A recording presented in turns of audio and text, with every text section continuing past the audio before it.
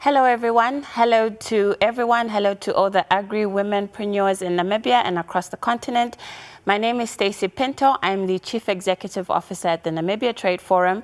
And maybe just to create a bit of context around why our institution is important to this discussion is that we are an agency of the Ministry of Industrialization and Trade. And our function really is to make sure that the private and public sector are speaking on matters related to trade and investment. What that looks like is that, for instance, if Namibia is on a trade negotiating table, the Namibia Trade Forum would be the institution that creates a platform for dialogue to happen and use that dialogue, or of course that feedback, to input into trade negotiations.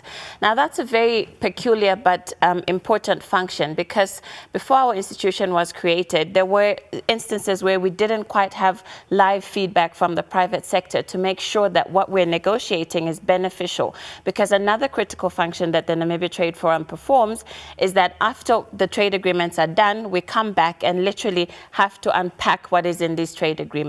That is important because we need for the private sector to understand the value of these trade agreements, but most critically, entry points into different markets. So it was very crucial that we work at creating a really symbiotic relationship between the public and the private sector, particularly on the issues of trade and investment. And so that's been our mandate. It has grown, it has expanded, of course, as well as in response to COVID-19. And so that has seen us do a bit more proactive work in terms of projects that improve issues such as market access, e-commerce, etc. So that is who we are as an institution. And I think that a forum like this feeds into our mandate because it creates a platform to talk about topical issues. And in this instance, it's Agri4Women. I was particularly excited at receiving, or rather accepting, this invite because we're in a really interesting time as a country, as a continent. It is a time that is embracing more women in business, but for this purpose, more women in agriculture. And so the conversation has to carry on. We have to continue thinking about how we support women in agriculture and how we as government or private sector are doing to make sure that we're creating an enabling environment for agripreneurs, particularly women. So thank you very, very much for this platform. I'll sort of brief my comments, or rather phrase them in two. I'll talk a bit about the policy bit, and that is really the place of women in trade policy, why that is important. And then I'll deal with some of the practical realities around women in agriculture and talk a bit about what we're doing as an institution. So from a policy perspective, of course, policy is a very, very broad area. But I think that we have come to the point as a continent, as a country, where it's important to make sure that we have women policy advisors. That is a very critical role, and that's a conversation that has been going on across the continent to think about, number one, why is that important and how do we make it happen? So on why that is important, I'm part of the TRALAC Women in Trade Governance Program. And that's really trying to make sure that we're being intentional about building capacity for women in trade. If we have, for example, if I can create a scenario, if we have more women on trade negotiating tables, that in itself creates a space or makes the conversation relevant around, well, how is this trade policy impacting women? If you look across the board in terms of trade agreements, there's probably two that I know of that have been very specific, or rather have mentioned specific issues or provisions that deal with agripreneurs, women particularly. So most of the trade agreements will have a provision for women in its preamble, for instance, or in its introduction, but it's not embodied in the actual provisions of the agreement. That, if you ask me, is something that we can do to improve how much access women have to agripreneurship and how well they grow. But for me, having a bit more intentionality around making sure that provisions that cover women farmers or agripreneurs in those trade agreements is very important. And that can only happen if we have women policy advisors on the very many trade negotiating tables. So before we actually talk about the realities of what Agri4Women looks like, we have to look at the back end. How is policy creating that enabling environment? And if it's not, what do we do to help it? So people like me and many others in this field obviously work on different trade policy related issues. And because we're women, we're able to make that voice more. We're able to propel that message or propel that work and say, well, we're looking at the Continental Free Trade Agreement, for example.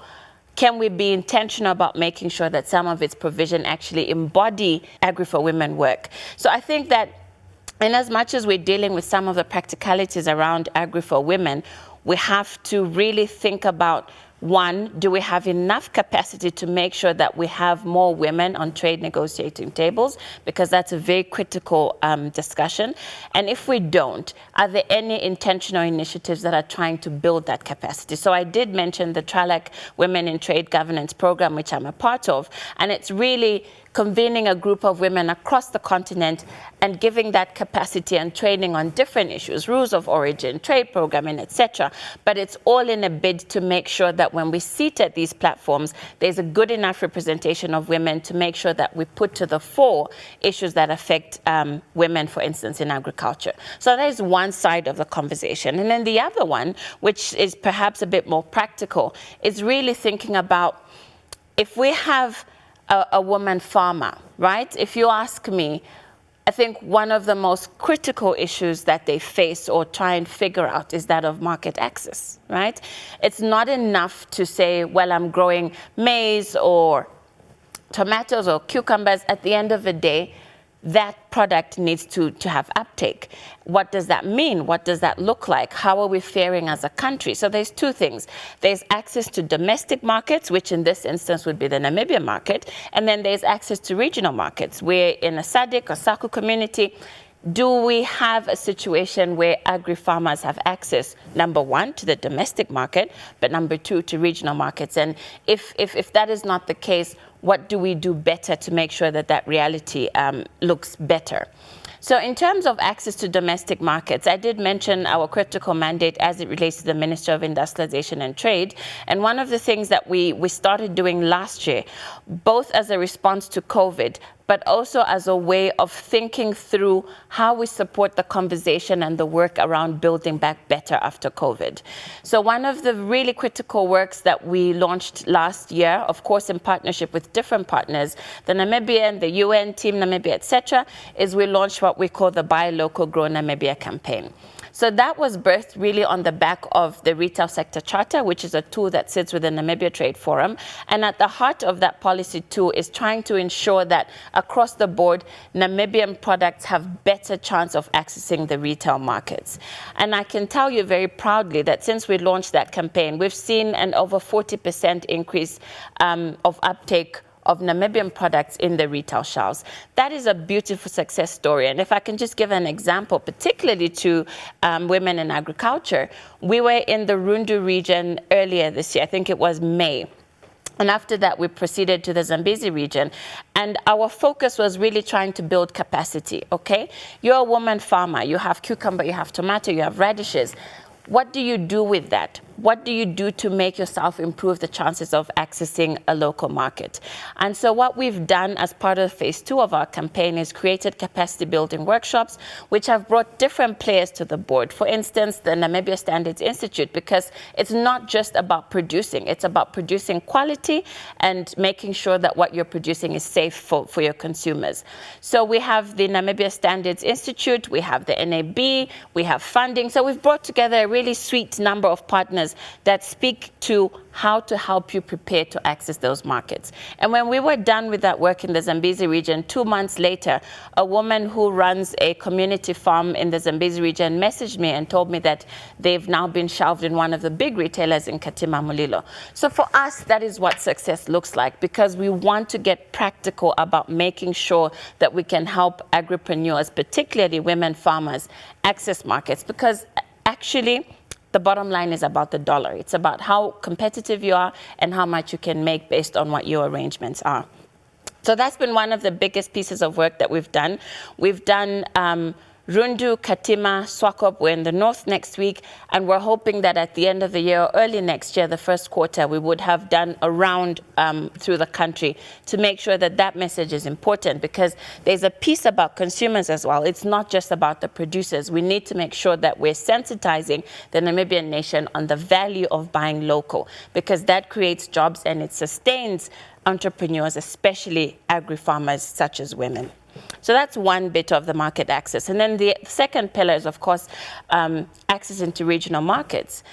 We have a number of borders, and the question always is, do we have enough numbers in Namibia to make sure that that market access doesn't reach a ceiling? And if it does, what is your next route? Of course, your next route is to access regional markets. And there comes in a critical issues such as cross-border trade, and what kind of issues that presents for women farmers or women cross-border traders. And I think two topical ones is really around safety, which is safety of their person, and then as well as payment solutions. I'm really happy to say that UN Women, in partnership with the Continental Free Trade Secretariat, are working on a program that is seeking to improve safety and payment solutions, particularly on issues related to cross-border trade, both for third parties or agents or the actual women farmers. So I think that we're in a really exciting space as a country and as a continent. We're pushing the borders, pushing the boundaries around what we know trade to be and what we know to be an enabling environment, particularly for women. So lastly, in my concluding remarks, really just to encourage women farmers, don't give up. The likes of us are working every day to make sure that we are helping create an environment that makes your farming easier, your access to markets easier, your standards easier. Yes, it's a long process and not as quick as we would like, but we absolutely assure you of the fact that every day we're working to make sure that we're creating a more enabling environment. So work hard and at getting your products certified, work hard at labeling them correct, because when you get to the retailers, they have standards around how you label things, what content is there. And then critically, and I think a milestone for Namibia, is to get your products barcoded. Last week we launched GS1 Namibia, which is now the authorized and official distributor of the Namibian prefix barcode, which is 631. And that has given us so much pride, because for the first time, Namibia's products will be known as Namibian. We can trace them better, and we're hoping to see how we can loop this to improve how easy it is for you to access markets. So again, thank you very, very much for this platform. We look forward to working with you. We look forward to supporting you. But most of all, congratulations for sticking it out and for deeming yourself worthy of being called an agripreneur, particularly a woman in this time that we're in. Thank you very, very much.